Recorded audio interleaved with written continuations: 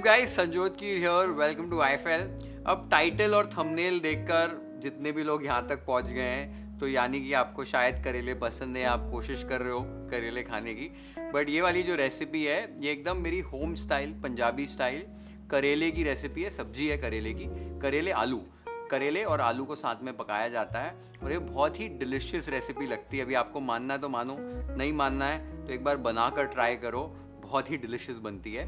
अब क्या होता है ना, जिसको भी मिलता हूँ या घर पर कोई आया होता है और ये जब सब्जी बनी होती है और वो बोलते हैं कि करेले हम नहीं खाते, हमको पसंद नहीं है, मैं ज़रूर ट्राई कराता हूँ। And I have introduced this recipe to a lot of people और उनको करेले पसंद आना शुरू हो गए हैं। और उसका मेन रीज़न ये है कि ये जो रेसिपी को बनाते हैं इसमें करेले की वो कड़वापन जो है, जो बिटरनेस है, उसको कम कैसे किया जाता है वो आपको बताने वाला हूँ। तो वो करेले की बिटरनेस कम हो जाती है और साथ ही में इसको जब हम पकाते हैं, जिस तरीके से पकाते हैं उस तरीके से जो करेले का टेक्सचर है वो बहुत ही बढ़िया हो जाता है। वो बिल्कुल भी लेसी या वो लचका सा करेला नहीं रहता है, अच्छा सा क्रिस्प हो जाता है, तो खाने में बहुत मज़ा आता है। और इस रेसिपी में करेले के साथ जो आलू पकते हैं और जो प्याज पकता है वो आलू भी इतने डिलिशियस बनते हैं। आलू को सेपरेटली जब पकाओगे तो इतने डिलिशियस नहीं बनेंगे जितने इस रेसिपी में ये आलू उतने डिलिशियस लगते हैं। सिंपल सी रेसिपी है, कोई इसमें टमाटर नहीं है, लहसुन नहीं है, अदरक नहीं है, बहुत सिंपल रेसिपी बनती है ये। और आज आपको सारे टिप्स और ट्रिक्स बताऊंगा जिससे आपको करेले खाना अच्छे लगेंगे। और अगर आपने अभी तक वाईएफएल को सब्सक्राइब नहीं किया है तो जल्दी से जल्दी सब्सक्राइब कर दो, so you can watch more such recipes on YFL. अब सबसे पहले करेले को प्रेप कैसे करना है, उसकी तैयारी कैसे करनी है कि उसका वो कड़वापन हम कम कर सके, वो देख लेते हैं। तो यहाँ पर मैंने 12 करेले ले लिए। करेलों का साइज आप देख लो, ये बहुत इंपॉर्टेंट है इस रेसिपी के लिए। ऐसे छोटे छोटे आपको करेले लेने हैं, जो कवले करेले हो, एकदम पके हुए करेले नहीं लेने हैं। अगर बाय चांस बड़े करेले मिलते हैं तो उनको 1/2 पीसेस में आपको कट कर लेना है। अब करेलों को प्रेप कैसे करना है वो देख लेते हैं। ये ऊपर आपको जो रफ सरफेस दिख रही है, ये जो स्किन है इसकी, वो आपको निकालनी है। तो इसे एक चाकू ले लीजिए, अंगूठे से इस करेले को ऐसे आपको सपोर्ट देना है और चाकू की मदद से इसको स्क्रैप ऑफ करना है। स्क्रैप ऑफ उतना करना है कि करेला पूरा वाइट नहीं दिखना चाहिए, बस ये जो उबड़ खाबड़ सरफेस है इसको आपको स्मूथ कर लेना है। या आप देख सकते हो किस तरीके से मैं करेले की ये स्किन जो है निकाल रहा हूँ। एक बार आपने करेले की स्किन को इस तरीके से निकाल लिया तो बीच में एक चीरा मार दीजिए।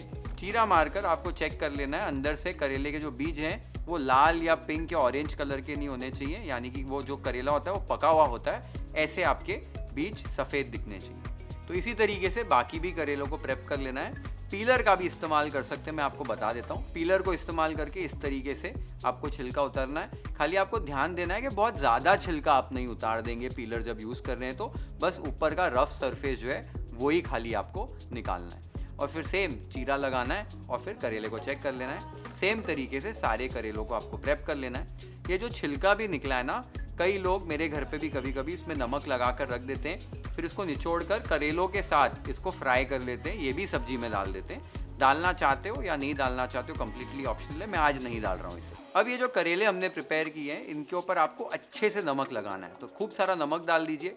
नमक ऊपर से अच्छे से रब कीजिए, हल्का सा नमक अंदर भी आपको रब कर देना है और इसी तरीके से सारे करेलों के ऊपर नमक आपको अच्छे से रगड़ना है, अच्छे से लगाना है। एक बार आपने सारे करेलों पर नमक लगा दिया है, इन्हें अभी साइड पर रख देना है। 1 घंटे के लिए इसी तरीके से नमक लगाकर रेस्ट होने देना। तो ये प्रोसेस है, ये प्रोसेस अगर आप कर दोगे, ये आधा प्रोसेस हो गया है हमारा करेले के प्रिपरेशन का। इस तरीके से आप छिलका निकाल देते हो और नमक अच्छे से लगा कर रखते हो। नमक से जो है वो कड़वापन जो है वो करेले का कम होता है। क्या होगा, थोड़े से करेले सॉफ्ट भी हो जाएंगे, थोड़ा अपना पानी छोड़ेंगे और जब करेले हम रेस्ट कर देंगे 1 घंटे के लिए, उसके बाद हमें इसे धोना है और धोकर निचोड़ लेना है। तो उससे क्या है, बिटरनेस बहुत कम हो जाती है। तो जब आप करेले पकाओगे तो उतने कड़वे नहीं लगेंगे जितने करेले एक्चुअली होते हैं, तो उन्हें खाना ईजी हो जाता है। और फिर मसाले थोड़े से डालेंगे, प्याज और आलू के साथ पकाएंगे, तो वो सब फ्लेवर्स के साथ जब मिलेगा तो करेले खाने में फिर अच्छे लगेंगे। करेले यहाँ पर मैंने 1 घंटे तक रेस्ट कर लिए, इन्हें अभी एक छन्नी में ट्रांसफ़र कर लीजिए और एकदम अच्छे से धो लीजिए कि सारा जो नमक है वो निकल जाए। एक बार आपने करेलों को अच्छे से धो लिया है उसके बाद आपको करेले को निचोड़ना है। निचोड़कर जितना पानी हो सके निकाल लेना है। एक बार करेले को आपने निचोड़ लिया है तो एक किचन का टॉवल ले लीजिए और उससे पोंछ लीजिए उसको, कि पानी जो है जितना है वो निकल जाए। इससे टेक्सचर जो है करेले का वो बहुत अच्छा आता है और एक्सेस पानी जो निकलेगा, जो हल्का सा कड़वापन है, वो भी निकल जाएगा। सेम तरीके से मैंने सारे करेलों का यहाँ पर अभी पानी निकाल लिया है, इनको पोंछ लिया है और अभी ये तैयार हो गए पकाने के लिए। तो ये प्रोसेस भी आपने देखा सिंपल है। करेलों को अच्छे से धो लिया, अच्छे से निचोड़ लिया, पोंछ लिया। इससे क्या होगा ना, बहुत लोगों को वो टेक्सचर नहीं पसंद आता है, वो लेसीनेस जो होती है जैसे भिंडी में होती है, वो नहीं पसंद आती है लोगों को खाने में। तो ये प्रोसेस करने से एक तो बिटरनेस कम हो जाएगी और थोड़ा सा मॉइस्चर जो निकलेगा उसकी वजह से जब आप पकाएंगे इन्हें तो हल्का सा क्रिस्पी टेक्सचर आ जाएगा, तो करेले खाने में मज़ा आएगा।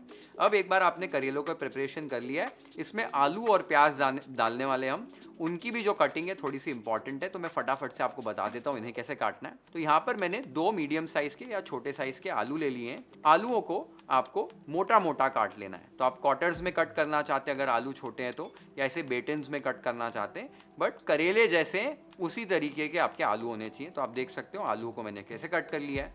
सेम तरीके से 2 प्याज कट करने, तो प्याज ले लीजिए। प्याज को ऐसे आपको आधे में कट करना है और फिर ऐसे मोटा मोटा काट लेना है। प्याज ऐसा मोटा मोटा होना चाहिए, ज़रूरी है, पतले स्लाइसेस मत करना, नहीं तो गड़बड़ हो जाएगी। तो यहाँ पर आप देख सकते हो आलू और प्याज को मैंने कट कर लिया है। अब इन्हें पकाना कैसे वो देख लेते हैं। तो एक कढ़ाई ले लीजिए, गैस चालू कर दीजिए, कढ़ाई एक बार गर्म हो जाए, उसके अंदर 3 से 4 टेबलस्पून सरसों का तेल डालिए। सरसों का तेल डालकर अच्छे से गर्म कर लेना है तेल को। तेल में से हल्का सा धुआं जब छूटने लग जाए तब इसमें करेले ऐड कर दीजिए। करेले ऐड करके स्टर करते हुए आपको हाई फ्लेम पर करेलों को अभी पकाना है, सॉर्ट ऑफ शैलो फ्राई करना है, जब तक कि ये थोड़े से लाइट गोल्डन ब्राउन नहीं हो जाए। इनका ऊपर जो टेक्सचर है वो आपको दिखेगा एकदम क्रिस्प हो जाएगा, तब तक इन्हें अच्छे से पकाना है।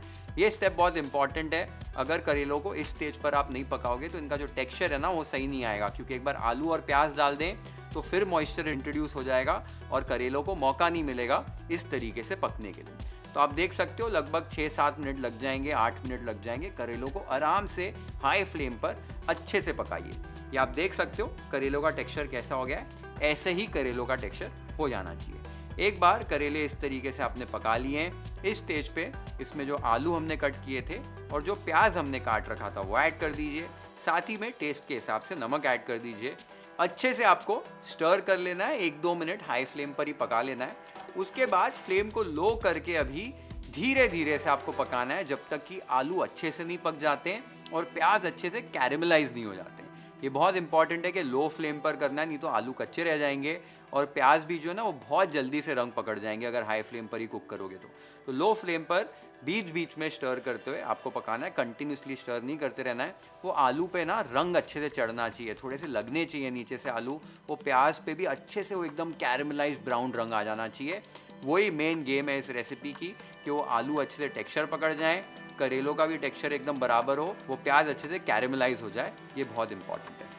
इस प्रोसेस को लगभग 10-15 मिनट लग जाएंगे, कभी कभी सब समय थोड़ा सा ज़्यादा भी लग जाता है। आपको समझ तभी आ जाएगा जब आलू रंग पकड़ लेंगे और प्याज आपका अच्छे से कैरेमलाइज हो जाएगा, आलू अच्छे से पक जाएंगे, तब आपकी सब्जी ऑलमोस्ट रेडी हो जाएगी। तो आप देख सकते हो मैंने बीच बीच में स्टर करते हुए आलू और प्याज को पका लिया है। कैसे इनका टेक्सचर हो गया है, आलू पे देखो रंग कैसे आ गया है और प्याज भी किस तरीके से ब्यूटीफुली कैरेमलाइज हो गया है। ऐसे आपको पका लेना है। अब एक बार आपने यहाँ तक कुकिंग कर ली है, बस लास्ट के 2 मिनट रह गए हैं। कुछ मसाले ऐड करने हैं। 1 टीस्पून आमचूर पाउडर, आधा टीस्पून जीरा पाउडर, 2 टीस्पून धनिया का पाउडर, 1/4 टीस्पून हल्दी पाउडर, 1 टीस्पून लाल मिर्च पाउडर और 1 चुटकी गरम मसाला। ये सारे मसाले डालकर एक बार अच्छे से स्टर कर लीजिए। स्टर करने के बाद आपको ढक्कन लगा देना है और गैस को बंद कर देना है और 2 मिनट के लिए यहाँ पर इस सब्जी को रेस्ट होने देना है, कि वो मसाले जो हैं वो अच्छे से घुल मिल जाए सब्जी के साथ। यहाँ पर अभी आपको कुकिंग ज़्यादा करनी नहीं है। 2 मिनट बाद ढक्कन निकालना है और ये आप देख सकते हो हमारे करेले और आलू की सब्जी रेडी हो गई है और इतनी डिलिशियस लगती है। इसको जल्दी से प्लेट कर लेते हैं वाईफाई स्टाइल।